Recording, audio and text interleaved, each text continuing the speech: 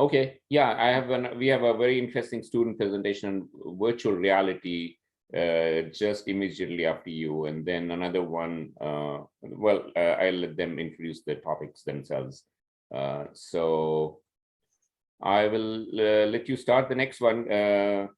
Casey, even if you're starting a few minutes earlier, I think we should probably go ahead. Okay, terrific. I did just pull our next speaker up, so just give me a second to check in with him, make sure that he's good to go, and then we'll go ahead and get started. Fernando, are you there? Yes. Hello, can you hear me? Yes, how are you today? I'm doing great, thank you. How about yourself? Wonderful, wonderful. This has been a great symposium for us so far, so super excited to have you present and share a little bit. I think your talk on virtual reality, augmented reality is going to fit right in with everything that we've been doing, so excited to jump into that today. Of course, it's been awesome. Thank you for having me.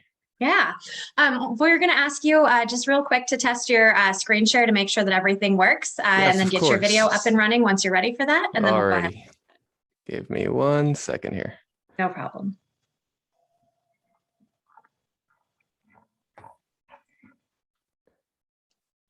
And for those that are joining us too, we are just getting started on our student and local chapter presentation. So I'm really excited to spotlight some up and coming talent, some emerging thought leadership. So this should be an exciting next set of our conversation.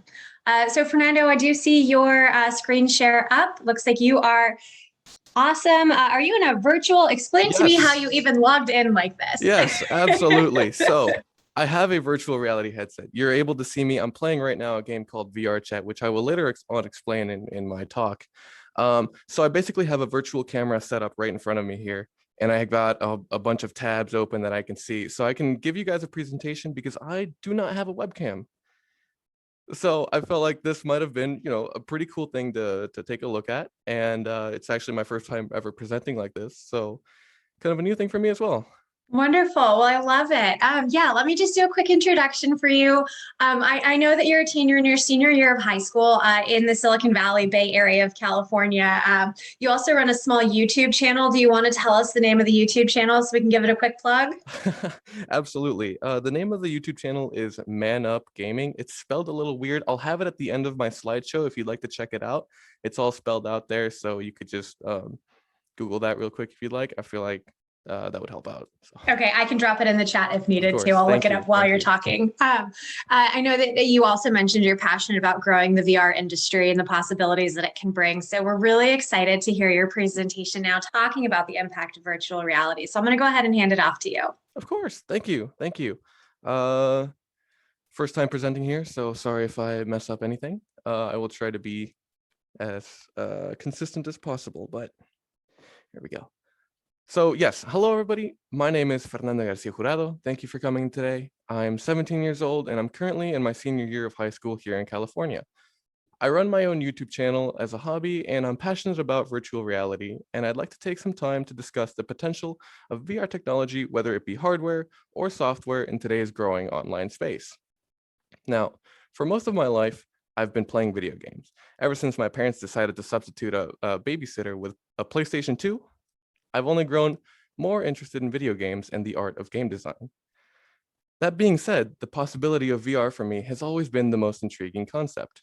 The ability to travel to other places without leaving your house, talking to people face to face from across the world, to setting off on adventures where you can look up and stare at the awe of the size of the world around you. Being able to reach out and interact with something that isn't actually there has always been a dream of mine. And sadly, for most of my life, that dream has just stayed a dream. Until around 2016, when VR companies began to produce commercially available headsets meant for consumer use.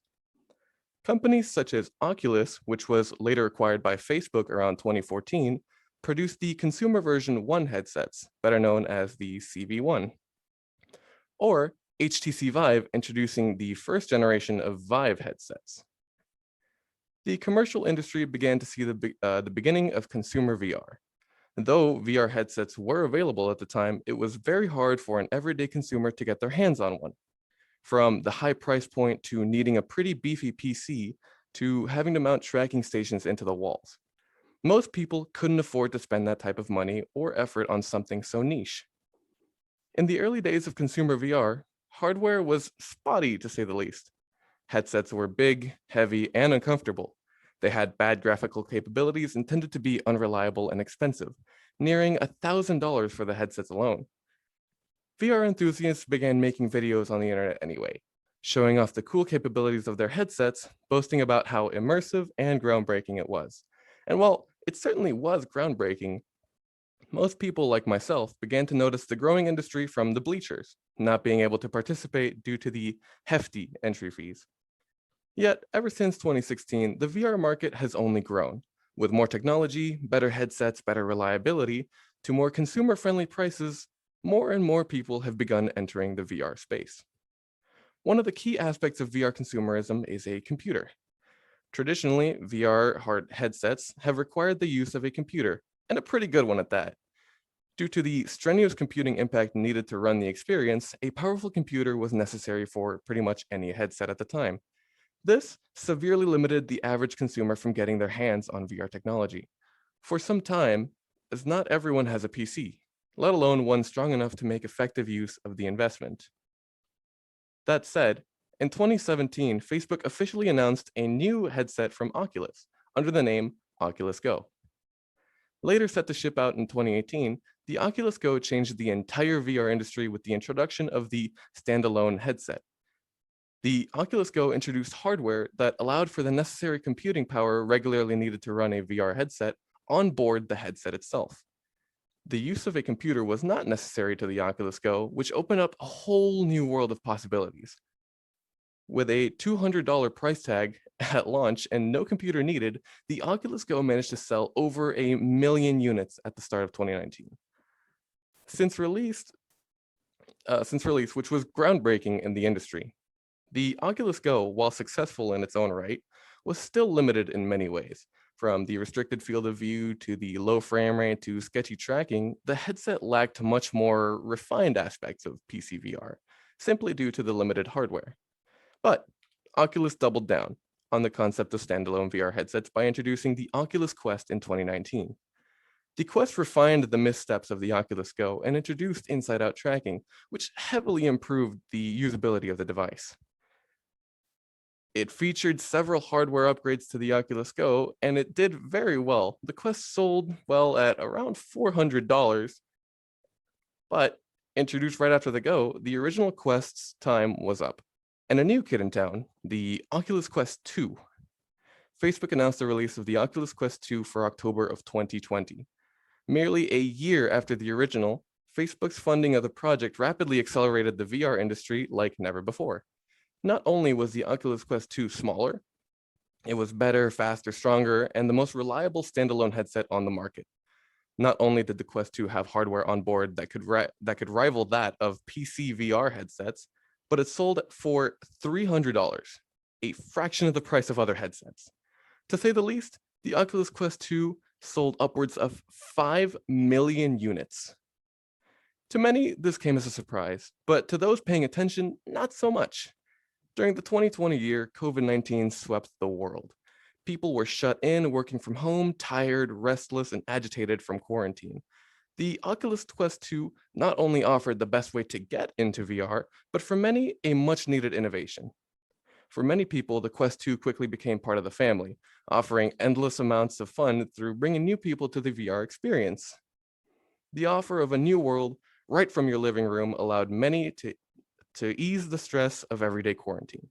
Naturally, the Quest 2 garnered much attention, finally bringing VR into the mainstream.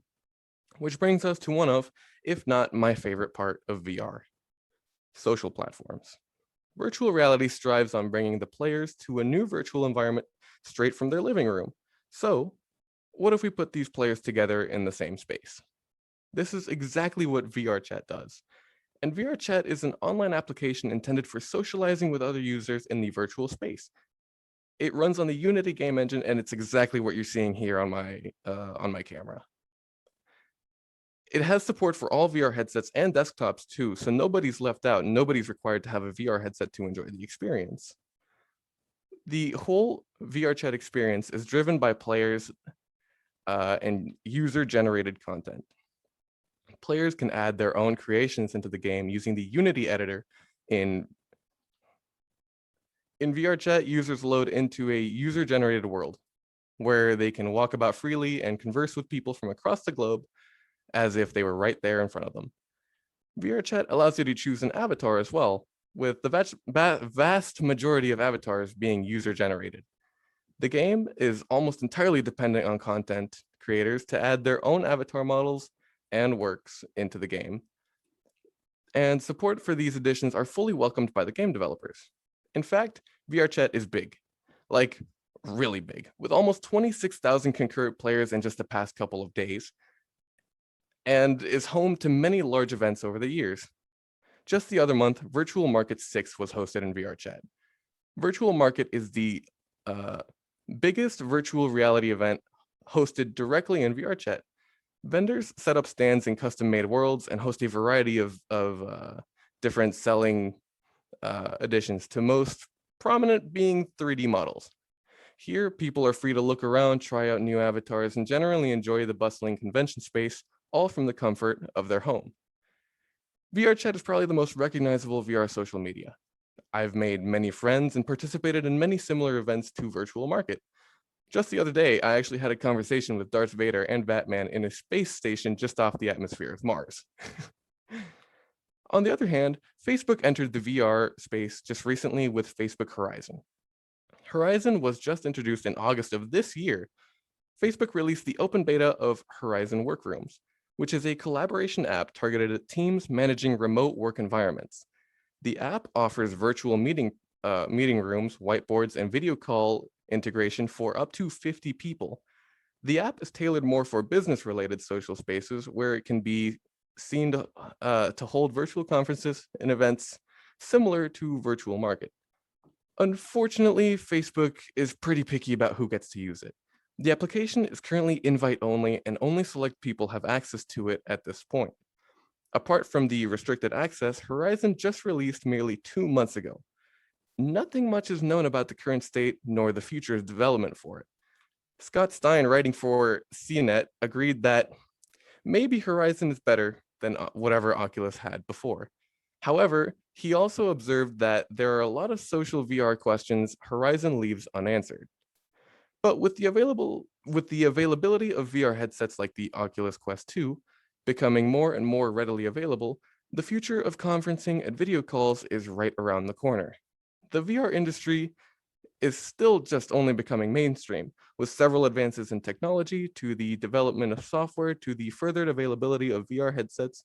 Virtual reality is already showing how strong it can be. The potential is there, it's undeniable. With big companies like Valve Corporation, Facebook, and even Apple that is rumored to have a VR project in the works, many CEOs and presidents are sharing their optimism for the new medium.